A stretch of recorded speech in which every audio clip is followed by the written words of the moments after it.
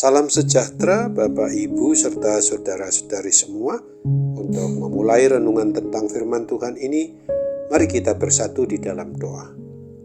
Tuhan Allah Bapa di sorga yang memelihara hati, akal, dan pikiran kami, umat manusia, berfirmanlah kepada kami sebab kami bersedia untuk mendengar, dan oleh pertolongan Roh Kudus, mampukan kami agar boleh melaksanakan kebenaran firman-Mu itu dalam hidup kami setiap hari.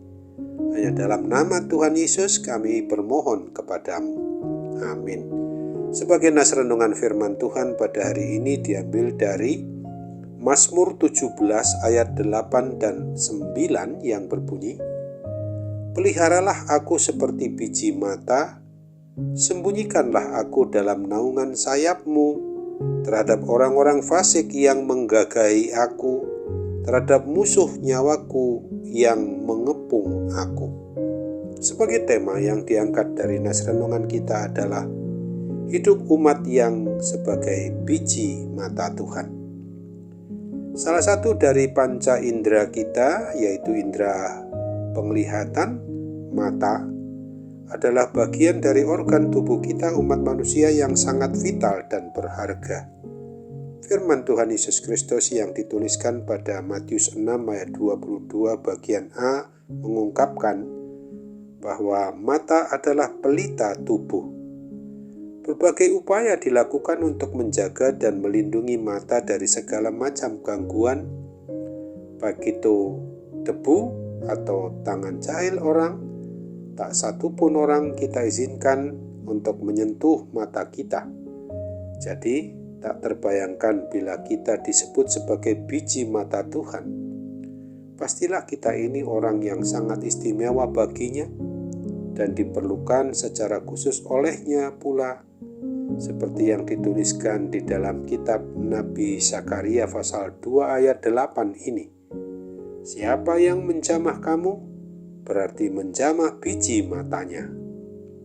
Tidak sembarang orang yang berani berkata kepada Tuhan agar memeliharanya seperti biji matanya, apabila ia tidak memiliki hubungan karib dengan Dia. Penulis Mazmur Raja Daud berani berkata demikian karena ia memiliki kedekatan dengan Tuhan, sehingga Raja Daud senantiasa mempersilahkan Tuhan itu untuk menyelidiki dan mengoreksi hatinya. Tidak ada sesuatu pun yang ia sembunyikan. Sebagai pemazmur, sang Raja Daud ini menyadari bahwa setiap organ tubuhnya tidak ada yang tersembunyi bagi Tuhan. Tentu saja termasuk hatinya. Sang penulis Mazmur, yaitu Raja Daud ini, mau mengungkapkan dari dalam hatinya seperti yang dituliskan juga di dalam Mazmur 139 ayat 1, ayat 13 dan ayat 16 ini bahwa "Tuhan, Engkau menyelidiki dan mengenal aku, sebab Engkaulah yang membentuk buah pinggangku, menenun aku dalam kandungan ibuku. Matamu melihat selagi aku bakal anak, dan dalam kitab-Mu semuanya tertulis hari-hari yang akan dibentuk sebelum ada satupun daripadanya." Sang pemazmur Raja Daud ini tidak takut bila hatinya terus dikoreksi dan diselidiki Tuhan, sehingga dia sendiri mengundang Tuhan untuk melakukannya, sebagaimana pemazmur di dalam Mazmur 139 ayat yang ke-23 ini menegaskan, "Selidikilah aku ya Allah, dan kenallah hatiku. Ujilah aku dan kenallah pikiran-pikiranku." Sesungguhnya perlu untuk kita sadari bahwa mata Tuhan tidak dapat dikelabui. Dia dapat melihat keberadaan hidup kita ini sampai ke relung-relung hati yang terdalam sekalipun. Jadi, janganlah menyembunyikan sesuatu dari Tuhan yang Maha melihat itu.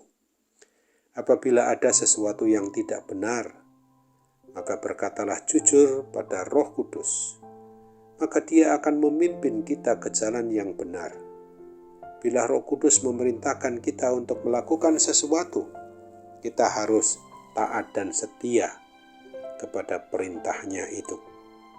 Akan tetapi untuk menjadi biji mata Tuhan, kita harus memiliki kehidupan yang berkenan dan senantiasa mau menyenangkan hati Tuhan kita Yesus Kristus. Mari kita tanyakan, apakah kita mau mengetahui bahwa di dalam hidup kita ini, kita sudah benar-benar merasa bahwa diri kita ini sudah menjadi dan sebagai biji matanya?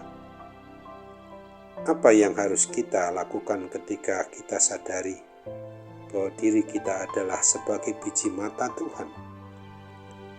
Firman Tuhan Yesus Kristus yang memungkinkan kita sebagai umat yang adalah biji mata Tuhan, yang bisa dan dapat memancarkan terang di tengah kegelapan, sebagaimana petunjuk bagi kehidupan kita, yang adalah firman Tuhan itu sendiri yang dituliskan pada Mazmur 119 ayat 105 ini.